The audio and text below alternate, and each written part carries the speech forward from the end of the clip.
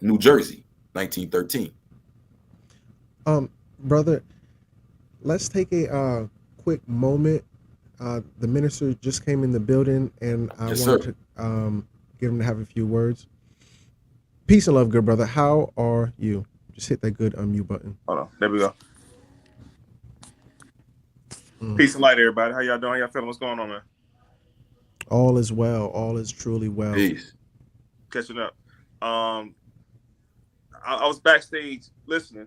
Sounds good. I had no idea her name was M.O.I. I was trying to put in 7 seconds. I'm like, God damn, name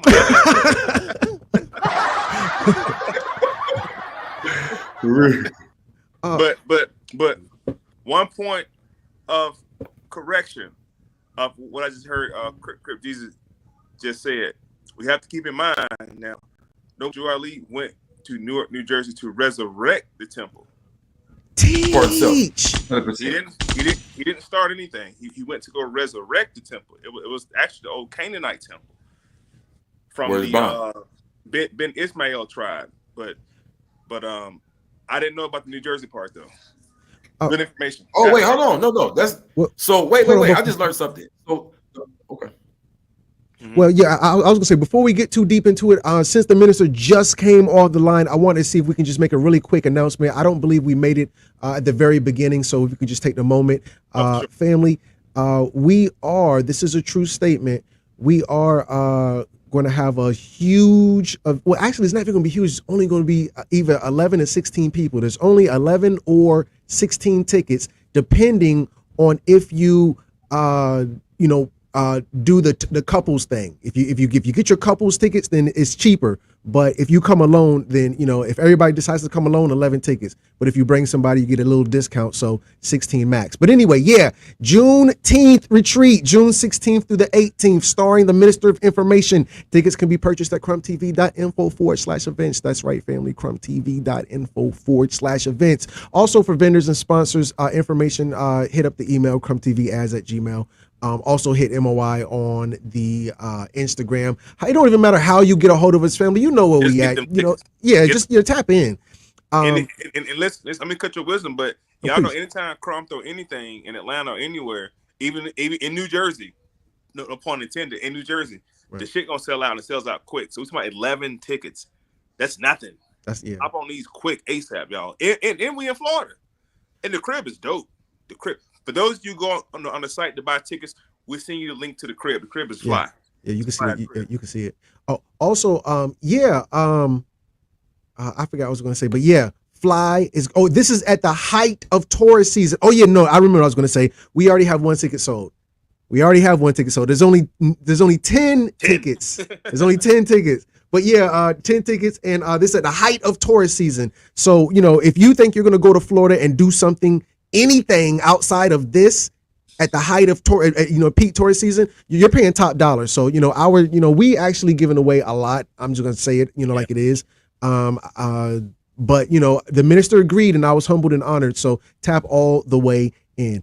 Thank you, minister. I just want to put that out there. I appreciate all the brothers and sisters. Let's continue, please. Yes, sir. Go ahead, Crips, on you. Oh yeah. So the Coneheads and Akhenaton and Nefertiti both parallel with that of Yaqub's royal family. Now, this would be the Yaqub on more of an esoteric level. This is not necessarily, we could break it down and show you the parallels and all that in the Bible, but we're talking about the Yaqub that's usually taught in the Nation of Islam. I believe a more science temple. I believe York teaches about Yaqub, the big head scientist, as well. I'm not 100% sure, but the point is, this is not something I made up. It's not I didn't draw that picture. You know what I'm saying, y'all? This is a science that goes back many years before I got my hands on it, and I just find it quite interesting that it parallels with this movie, The Coneheads, and the cities they're naming, and the old Canaanite temple being resurrected right there, and going back to this same dynasty in Egypt with these people who literally had big heads and were literally big head scientists, and had a royal family. So I say for y'all, I'm not gonna sit here and read the whole Yaqub story for an hour, but if y'all want to check it out, That picture should be a good jump off for you. And here we go. Ooh, just to give you a quick cap. Yaqub, the black scientist that grafted white people. The Honorable Elijah Muhammad of the Nation of Islam, wrote a book titled The Father of Mankind. In the book, he teaches that the white race was created by an evil scientist named Yaqub. And it says, Yaqub, the Father of Mankind by Elijah Muhammad, as you can see on the left-hand side. But the second picture, the history of the big head in ancient Kemet mythology. King Akhenaten and Yaqub the scientist. Mm-hmm. Now, I want the listening audience to understand. We say Yaqub, they're talking about Jacob. Jacob is Yaqub, not to take away from this story, but to give it another point of reference. Yaqub is Jacob. Yaqub is Jacob. Jacob, two seeds that was wrestling in the womb of the parent, of the mother. There's the brown germ and the black germ, the two seeds that was wrestling. One became Esau and one became Jacob. So that's the two seeds that was wrestling inside the womb, the brown germ and the black germ, biblically. Not to this story, but you can reference this story to the Jacob story with Esau. Well, I would argue, and not to get too far off, but I would argue that this is the exact same story. Yep. And even though I don't dispute anything the Honorable Elijah Muhammad says, I would just bring a point of contention with the word evil. I would actually not refer to him as like a devil when we think of evil, but I would say more so a trickster. Yeah, that's for sure the name's meaning. So when you have a bad guy, that bad guy is usually a trickster. Go back to Batman. The bad guy was Joker. Joker was a trickster. Go back and look at Thor. Thor's brother Loki. Loki was a trickster who was a god. He didn't say I'm a devil. He told Hulk he was a god. Also, if you go look in your Bible at Jacob or Yaqub, we're gonna see where Jacob played a trick on his brother. And then he went and played a trick. I'm gonna dress up and pull myself in a bunch of hair, and then I'm gonna play a trick on my daddy. His mother did that. Him and his mom, right? Yeah, he's a trickster. Yeah. So when they say Jacob is evil, okay, he's a trickster. I totally get that. Would I say that's evil? Even with the story of Horus and Set, Set was playing tricks. But I digress. Please, either M.O.I, did you have anything else? No. Go ahead, Crip. You got it. I wanted to add on something. You know, I'm very visual. So this picture right here on the front, right? This is what we call plus degrees in my nation, right? It's like outside of the 120. So right here, this is one of the plus degrees where he teaches that, and this is in the Quran. I wish I had the sword to cite it right now, but it talks about man being turned to ape. And as you see right here in the evolutionary chart, you would see it going the other direction, and it would be from an ape standing up more until he finally comes out and he's good.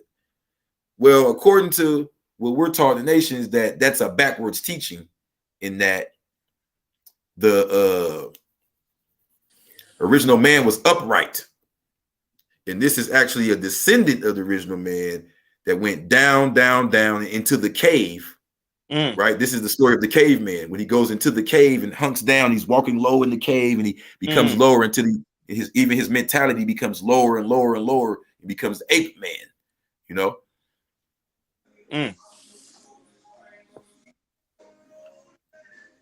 So King Tut had that big old head too. Before we get too far, I wanted to go and because I know we just referenced the Coneheads. I want to reference another movie real quick. Do you mind? Oh, go ahead. All right, so here's another retelling of the story of Yaqub.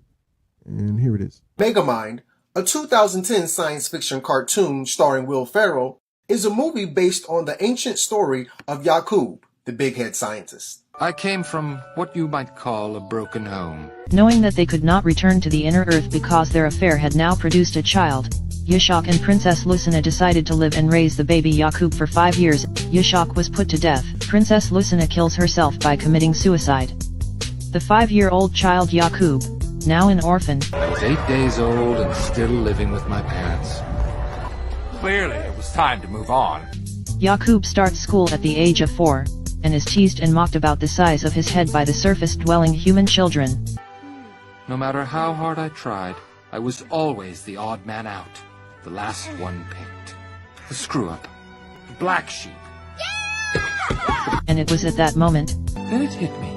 the boy Yakub first came into the knowledge of just who he was. If I was the bad boy, then I was going to be the baddest boy of them all. Born to make trouble, break peace, kill and destroy. I was destined to be a supervillain. What do you think? Whoa. Like super wow. Like, homie. It's like the more the years go by, the more they put more of the story out there. You know what I'm saying? Have you ever heard anybody draw that parallel? Between what and what? That Megamind, movie? I didn't even know about that movie.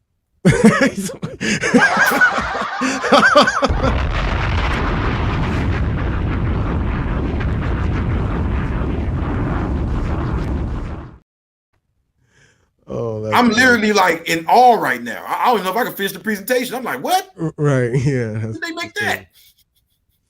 Well, shall we continue? Please. King Tut. Tut Ankh Amun was made a martyr, so much so that he introduced belief in resurrection and life after death. This was confirmed by a painting on the wall of his burial chamber showing him rising from the dead, as you can see below. It is also important to mention that Tut had an elongated skull like the rest of his immediate family. Look at his skull to the right. To the right, yeah, the skull and cervical spine radiographs of Tut Ankh Amun. So I was hanging with my lady, and this was a while back. This was a different lady, but she wasn't like she wasn't into all the reading and all that. You know what I mean? And she was very visual. So we're watching one of your videos, and it's the matter of fact, I'm gonna go back. It's this one. It's this picture. And she said, "Oh, is that why they have those big hats on? Like crowns, right? Almost like imitating their ancestors that had the bigger heads, right? I don't know if this was true. I'm just throwing that out there.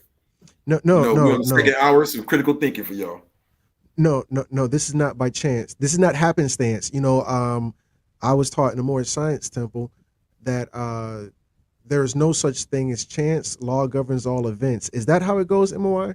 There's no such thing as chance. No, there's no such thing as strange happenings. Yeah, there are no strange happenings. There are no strange happenings. Law governs all events. That's a fancy, educated, occult way of saying there's no such thing as chance. These crowns that they're wearing is not some extra big thing. They're wearing those crowns because their heads were really that big. But I'm saying even afterwards, they continued to wear big crowns to imitate that, right? Factory. Because this is when she started asking me about the fez and the this and the that, and I said, So we just continued it. Come on. So now, I'm sorry, please. Oh, go ahead. Muhammad and monotheism. Eric Hornig is an Egyptologist and one of the most influential modern writers on ancient Egyptian religion. He identified Akhenaten's religion as there is no God but Aten, and Akhenaten is his prophet. This is in tune with the Shahada, which is the slogan of Islam, meaning there is no God but Allah, and Muhammad is his messenger. So the point here is Now we're encompassing everybody because they probably thought I was just talking about the Yakubites with the big heads 3,000 years ago, or some more dude over here or something. But no, now we're getting to it. It's not just the 18th dynasty. It's what happened after the 18th dynasty. So now you have people with names, people with bloodlines, people with cultural rituals, people with even books and relics and things handed down and passed down and preserved from the time of that dynasty. And at the time of Prophet Muhammad, peace and blessings upon him, would be almost 2,000 years after this time period. You feel me? But we have him saying the same thing as Akhenaten, showing that this culture not only continued, but when I say the lost tribe of Jesus, I'm showing you all that a lot of these religions were started by this same tribe who they would just take whatever their culture was and say, oh, it means this and that, and some guy flying in the sky. And You understand what I'm saying? But it's a tribe of people who are being denied their history, their land, their nationality, and their culture. Oh, and their creed. This is their creed that's being stolen and remixed into fairy tales. You know what I mean? And parables. So why? Who's behind? Who started the whole switching up the Jesus thing? So let me get up here real quick because I don't want to lose anybody. Oh, parse up. Let's get up here together. I don't want to lose anybody when we're saying the lost tribe of Jesus. We didn't hit so many different names now. So these people, this 18th dynasty, that was thousands of years ago. I'm not here to talk about that all day. Once Constantine joins, once it becomes Christianity, once we get the name Jesus in the pictures and all of that, how the hell did we get to Jesus, the white dude, and all that? I'm going to show y'all now. We're not going to play with it. So, Pope Leo III, former Pope. Pope Leo III was Bishop of Rome and the ruler of the Papal State from 26th of December 795 to his death. Protected by Charlemagne from the supporters of his predecessors. Adrian I, Leo subsequently strengthened Charlemagne's position by crowning him emperor. Charlemagne, former Holy Roman Emperor. So if I'm not mistaken, prior to this, the Pope was the head, right? So, I mean, even though you had a king and the Pope, but I'm saying at this point, Pope Leo crowned Charlemagne. He's way over in Gaul, or what they ended up naming France. He's down by Rome. So this is the beginning of what's known as the Holy Roman Empire. The reason why we're way at 800 AD is because when y'all think about Constantine and all that, that is called Orthodox Christianity, y'all. They speak Greek. They damn near look like the Egyptians the way they dress. They're nothing like these people y'all keep talking, oh, the devil, the Christians. That's because they're like the third group with this information. They're basically playing telephone. You feel me? Like they're the remix of the remix. So it starts here. Once Pope Leo III crowns Charlemagne emperor of the Holy Roman Empire, it's a whole new structure. If I'm not mistaken, I believe the knights get inherited by the Pope at this point. The same knights that were with Charlemagne. Like this was the structure. They fought against the Moors that were actually coming up West Europe and reclaiming all our territory. It was Charlemagne that kept them at bay right there. Now, when you're dealing with Charlemagne, if you look at his origin, he is German. This is what Hitler said. These Germans went into Gaul and then they called themselves Franks. And M.O.I can correct me because I'm not fluent as he is. So these Gauls, this Germanic tribe rebranded themselves as Franks. That's why when Hitler went on his thing saying, hey, this is our people, the French were the first to go.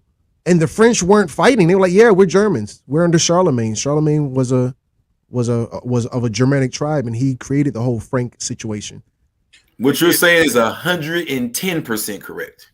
Yes. And one thing we have to realize is once Muhammad II took the head off of the Pope or the Roman Emperor, that's when the dramatic influence came to seat as the Roman Empire. It was called the Papists.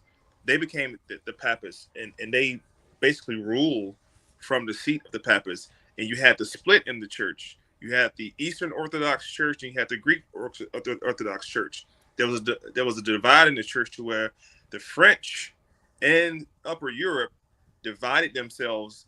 So Catholicism had three different divisions, actually. Today they have two different divisions. You have the Eastern Orthodox Church, and you have the Greek Orthodox Church. The Greek Orthodox are the ones, like the brother just said a minute ago, they look like the Egyptians, but which Egyptians? They look like the Coptic Egyptians.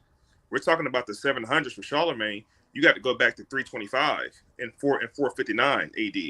We're talking about at the installation of Constantine at the Council of Ferrara, when he got baptized and became a Christian. That was the establishment of the church, what we call the Roman Catholic Church. Started with Constantine, not with Charlemagne, right? So Constantine gave up his donation, which was his ecclesiastical authority.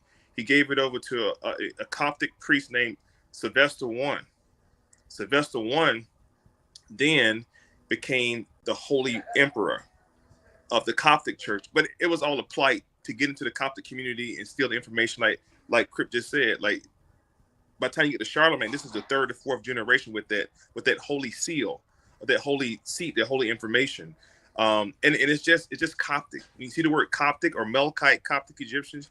The Melkite Coptic Egyptians were the first bishops of the church, called the Hagia Sophia, and the Hagia 371. And the Hagia Sophia was the first church that the Europeans got indoctrinated into that information. So this shit go back. Jesus wasn't even, the idea of who Jesus was talked about at the Council of Trent, and then at the Council of Ephesus and the Council of Chalcedon in 459, and they had to decide who he was, his character. So there was the first split was called a schism, and it's called the Dantinus controversy, where they said Jesus can't be both man and God. So you had two groups. You had the Monophysites, right, and you had what's called monotheletism. In monotheletism, they only believed in the one nature. Okay, monotheism, not monotheism. Sorry, diaphysitic. The diaphysitic believed in the dual nature. And Arius, a Coptic priest named Arius, started a whole schism by saying Jesus can't be both spirit, both God and man.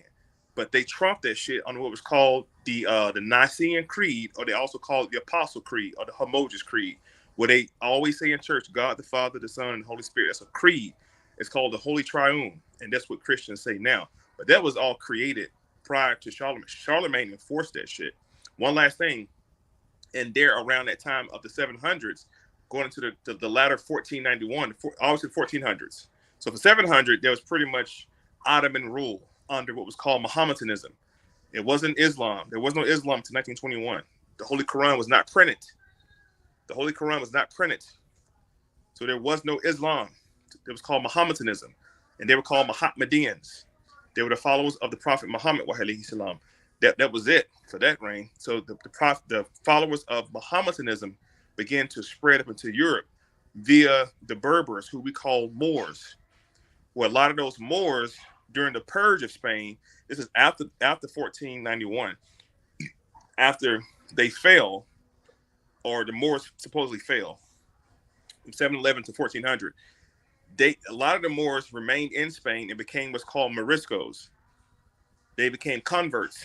A lot of the Jews became converts also. That was the only choice they gave them. And this we get into the Spanish Inquisition, but these are all holy wars or crusades to spread Christianity or Christendom, not Christianity. You have Christendom, then you have Christianity. Christendom is done under the conceal of a crown and a cross through the crown, which is the symbol of the Royal Arch Masons.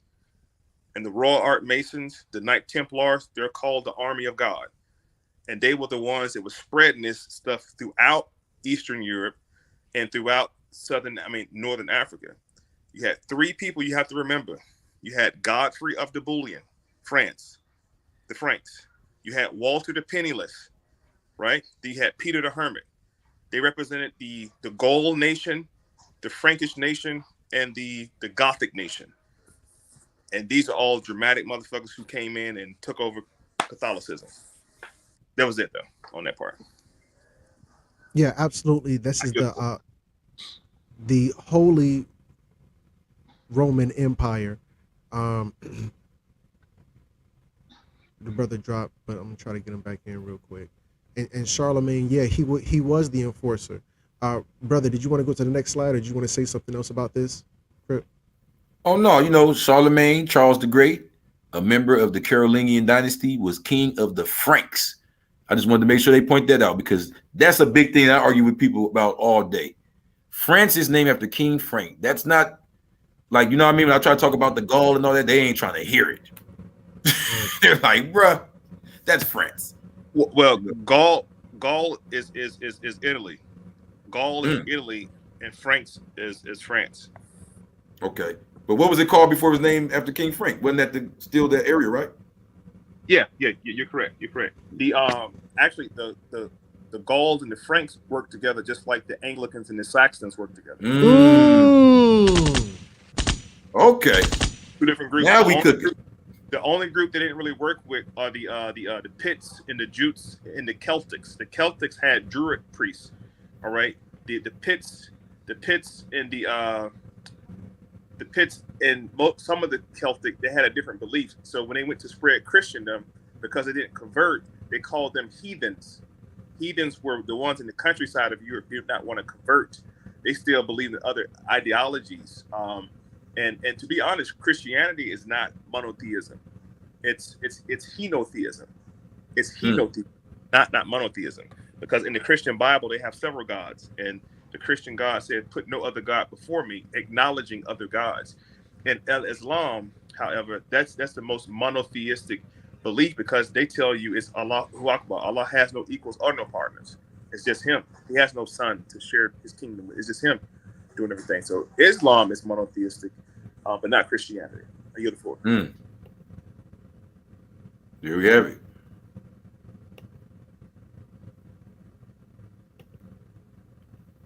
So I'm about to bring it in. So this is where we begin with the whole concept. This is why I put it last, so y'all don't get mixed up with the whole racial thing.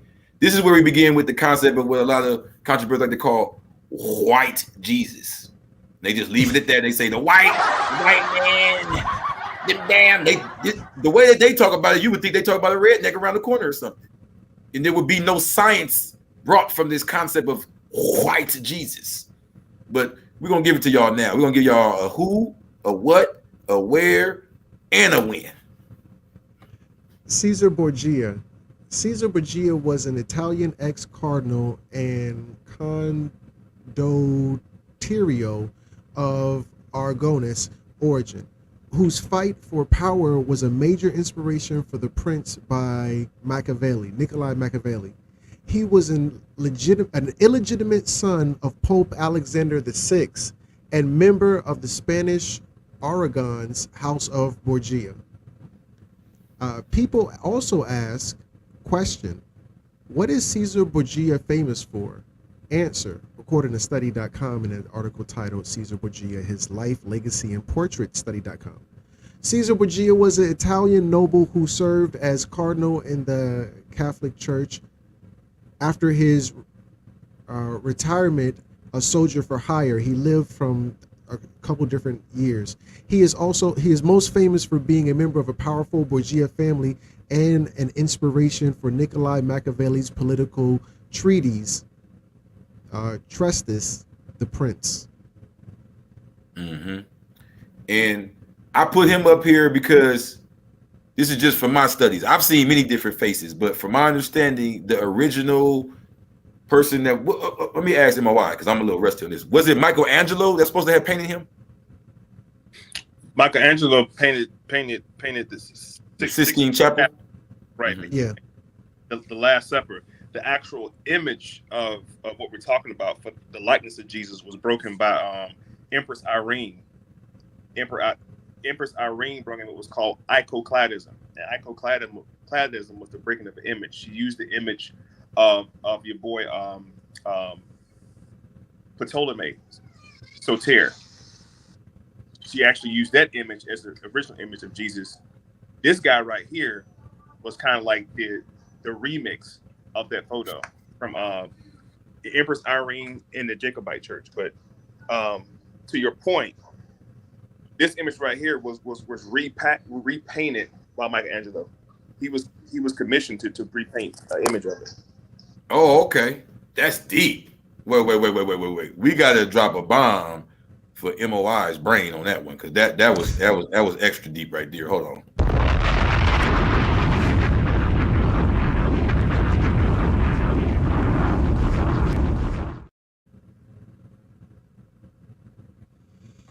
This is the actual book about him, not the book called the Bible.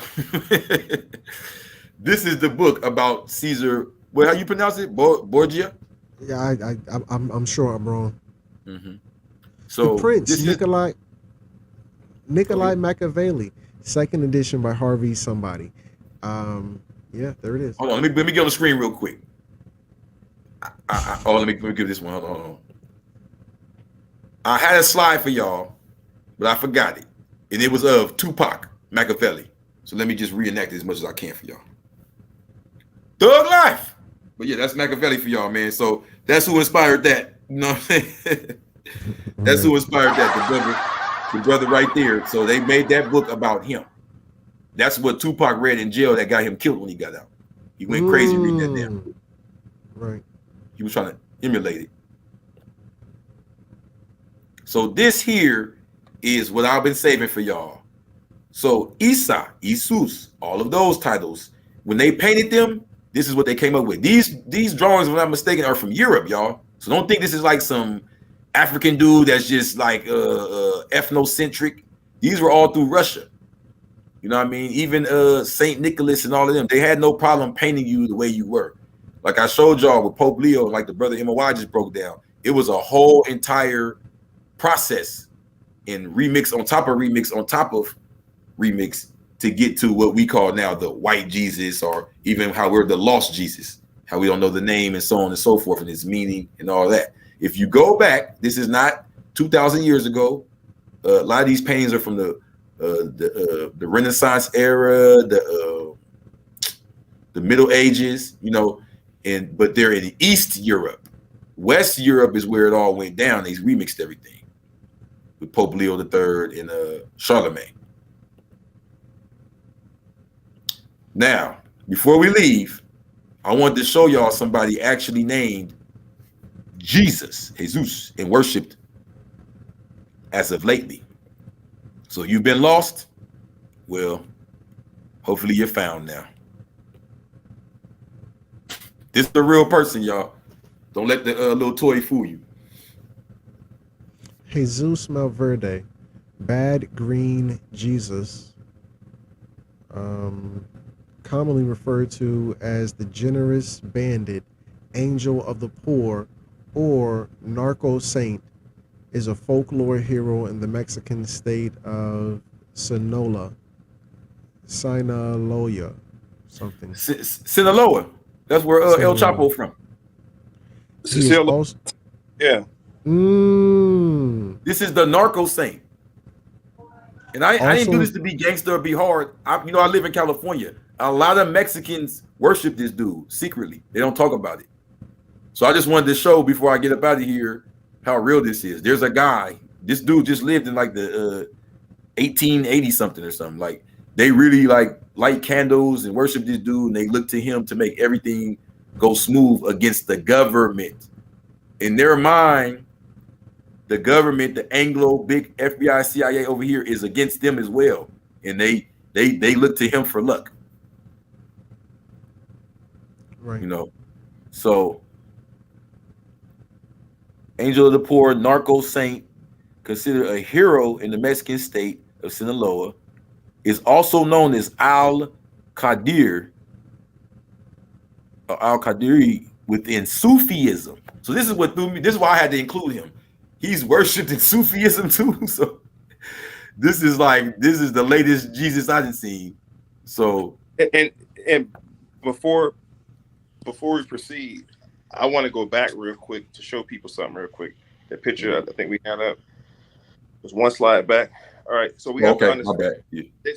This is the Coptic version of Isa El Median, they call him. Isa, son of Mary. If you look to the right, that that stake that he's hanging on. If you blow it up for me real quick.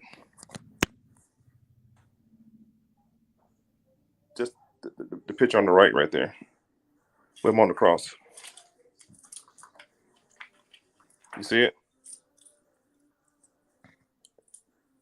I think it might be. Oh yeah, I was saying he can't do it the way it's presented now. We'd have to share screen. If we can pull it up on share screen and blow it up. Okay, well it's all good. Well, if you look at the cross he's on, it's not a cross, but that's an actual Coptic cross. That's a cross with his arm is on it. You look above it, it's another cross right. It's actually a double cross. What we see in Christianity today, that's not a cross, it's a sword. It's an upside down inverted sword with the handles up. If you study the different types of crosses, the Coptic cross was one of the first crosses used as a symbol of so-called Christianity. This picture of what was later known as the Black Madonna and Child is also began in the Coptic community. I keep saying this word Coptic because you got to understand the idea of Christianity emerged out of ancient Kemet with the Coptic priest. The Coptic priest played a vital role in the development of what later became Christianity, even through the Levitical priesthood. Right? The Levites were also Coptic priests. If you look up the Levites, who were all, or the Levitical priests, they were also known as Horites, later known as Habarus, what you call Hebrews today. That's why the Levitical priesthood, they had a portion of the Metaneter. And that's why the Hebrew priests, now called Kohanes, right? And back then they were called Levitical priests. That's why they give so much reverence to Moses, Isaac, and Abraham and Jacob, because Moses gave them what? The rendition of the laws of Mayat.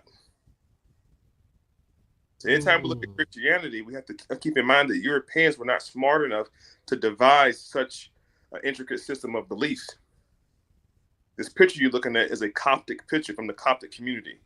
If you get a chance, y'all look up Melkite Coptic Egyptians, Melkit Coptic Egyptians, and study the Melkite Coptic Egyptians. Then you study how the Melkite Coptic Egyptians were the first priests in what was called the Hagia Sophia, the Church of Holy Wisdom, which was the first university for Europeans to come and learn. And those bishops that called those council meetings to formulate the idea of Christianity and Jesus, they all came out of the Hagia Sophia. And the Hagia Sophia was not finished constructed for the third time until 371. We're talking about Justinian I and his wife Theodora. Justinian is the one who gave you the Justinian Calendar after the Gregorian calendar. I'm sorry, yeah, Justinian Calendar first and Gregorian calendar. Once Christianity left Northern Africa today that we call Turkey, we had the council meetings, it left that area and it moved up into Europe. So they went by the Gregorian calendar. And every year, December 27th, they would celebrate at the Hagia Sophia by bringing gifts and adorning wisdom and knowledge for the Hagia Sophia. Once it moved from Isfahan, Turkey, up into what we call today Europe, they lost 2 days because they went from the Justinian calendar to the Gregorian calendar, and they lost 2 days. And now every December 25th, they celebrated the Church of Holy Wisdom, was called the Hagia Sophia. The Hagia Sophia was later overran, by Muslims, or what was called Mohammedans, or believers of Muhammad, and it became a temple. But that's your source to go back to the Coptic community, and that'll take you through everything we just talked about tonight, dealing with that darker rendition of supposedly Esau. That darker rendition, because that picture of Esau, the reason it's coming out of the Coptic community, because that's how he looked. He was part of what's called the Beta Israel tribe. It was called the Fuzzy Wuzzies. Hair like lamb's wool, feet like burnished brass, those people. And that was the lost tribe that he's referring to. One tribe went north with Adonijah. One tribe went south with Solomon. A lady came out of Sheba or Ethiopia to talk to Solomon. She went back to Ethiopia or the land of Sheba with the seed of Solomon. and the tribe of Judah, the lion, Selassie, all that shit. It's the same story because it's all coming from that Coptic bloodline, that priest line. And one more thing, that's why the Bible makes a distinction between by telling you that Jesus is not part of the Levitical priesthood. He's not part of that priesthood. He's a part of another priesthood, a more ancient priesthood, the priesthood of Melchizedek. See what I'm saying? Is it making sense? So when we look at that picture we just shown, we have to understand that is a Coptic rendition of the Jesus of that time, or Esau of that time, coming out of the Coptic community. The Europeans had no imagery of nobody. We just talked about Charlemagne in 774. Europeans didn't have a picture of books until 1461, 700 years later. These images were already in the Coptic community prior to then.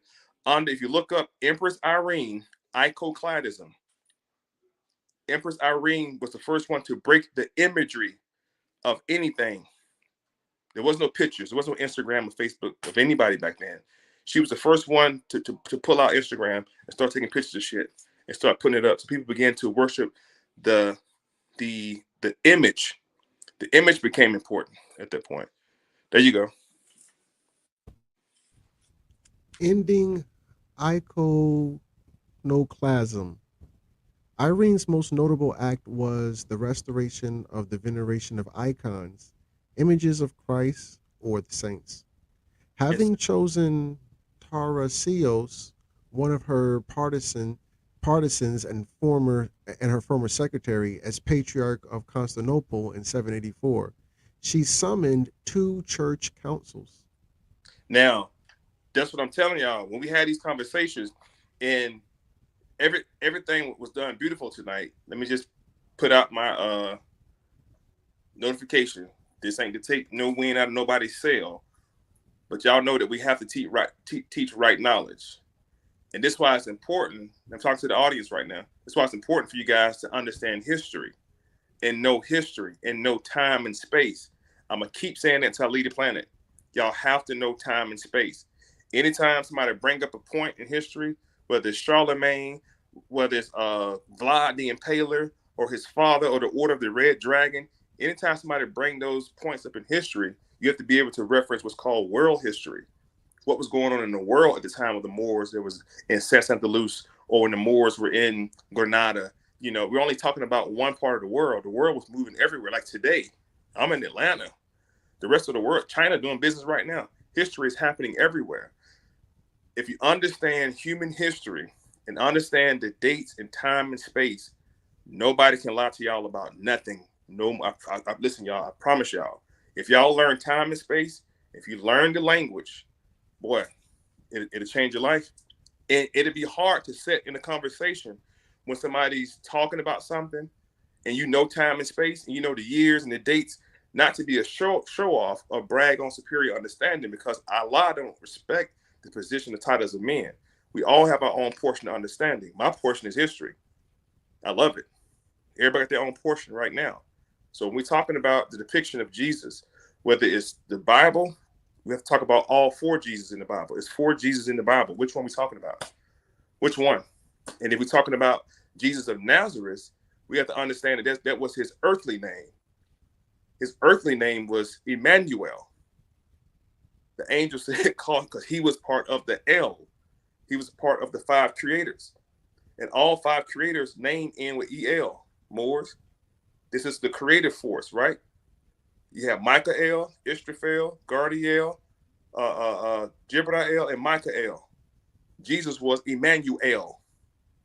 And we ain't got to get into Superman and the elves from that planet. Superman was a rendition of Jesus coming down to earth, had no mother nor father, being given to a human woman and a man to be raised. Superpowers. Jesus was called a Gabor, like Nimrod. Jesus of the Nimrod bloodline, the angelic bloodline. So when we talk about Jesus, I'm compelled to ask, who are we talking about, or which one are we talking about? Last point, crucifixion, 2 Jesus. It's Barabbas Jesus and Jesus of Nazareth. Which one did they let free? The story says Barabbas Jesus. Did you know that Barabbas means son of Jesus, which was the Jesus you thought got crucified? He got let go. So we have to really understand the plight behind this. Jesus is correct. That was a Greek rendition of Jesus. The letter J was not invented at a certain point in time, so they called him Jesus. What does Jesus break down numerically? And we covered this before. Those who know me, we covered this before. It represents 888. Infinity, which goes into the Jewish menorah, with the 7 Masonic degrees, which gives you 888 again. And they're protected by what's called the Knights of the Rose Cross, or the Knights of the Rose Cross. And the Knights of the Rose Cross, the Knight Templars, and the Hospitallers are the 3 who were at war with the Jesuits to hide the secrets of Jesus. I yield the floor. Just hit that good unmute button. You hit the nail on the head with busting down the different people and showing that it's not just this singular, you feel what I'm saying? Understanding the group. So just in the vibe of, in the spirit of the more understanding, I was going to close out with this, that this brother being Spanish and Yoromi makes him Morisco and Mir. You feel what I'm saying? So, because I was talking about the tribe, you feel what I'm saying? So you basically ended it perfect with the L and the Mir and the Emmanuel. So, you know what I mean? He's Yorumi in Spanish, Moor and Mir. So I was talking about the lost tribe. And basically you summed it up, you know.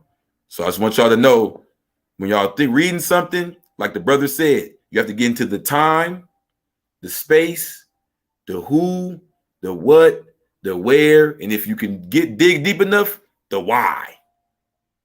Because that's going to really get you to understand what's going on. You feel me? As opposed to just, oh, you know, it feels good. I love you. We're not here for that. Hey, man, hit the light, man. Appreciate y'all. Y'all get them tickets, man. Tickets. That's all I'm going to say last. Sorry up there, bro. Get them tickets. We're going to be the whole week down the ticket.